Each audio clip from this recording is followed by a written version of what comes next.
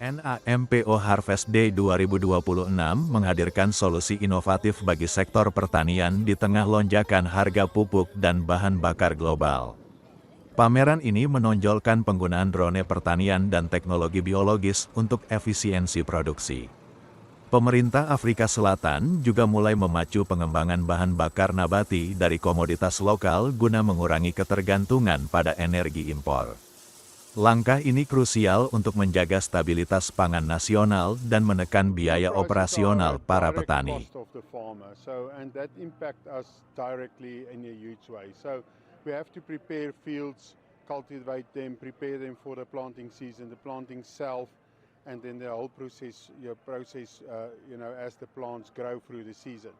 So we constantly would need fuel, and the supply then is also a big concern for us as Grain South Africa, with the war in the Iran area and the humus Gulf export problem, and then also with fertilizers. So the prices that are going up is direct impacting us as farmers, driving our import costs up, and like I said earlier, the low prices of the current communities make it very difficult to make that profitable. So we have engagements with a lot of people to keep that prices as low as possible. We encourage our farmers to stick to the basics, do the farm as cheap as possible, but with still concerning having good inputs, do your things right, don't cut where it can bite you in the back later on.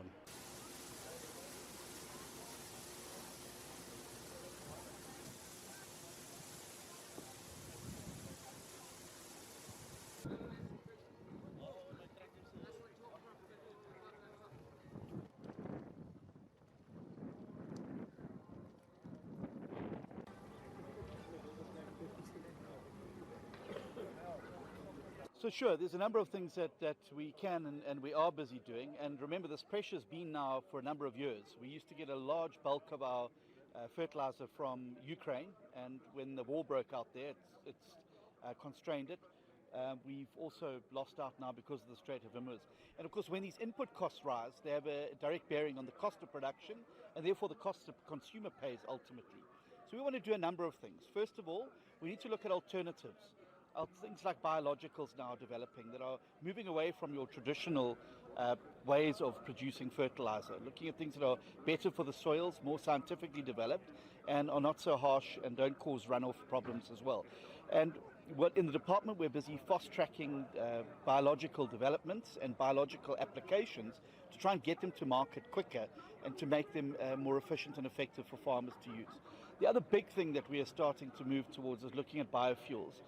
How do we ensure that we can have a biofuel mix in South Africa that will leave us less reliant on international oil prices and the prices of fuel from around the country? We have huge amounts of natural resources here. Sorghum, maize, sugarcane are all perfect ingredients for a biofuel mix in South Africa that would see us being able to ensure that vehicles run in South Africa, particularly agricultural vehicles, at a far cheaper cost than they are currently on the old traditional fuels.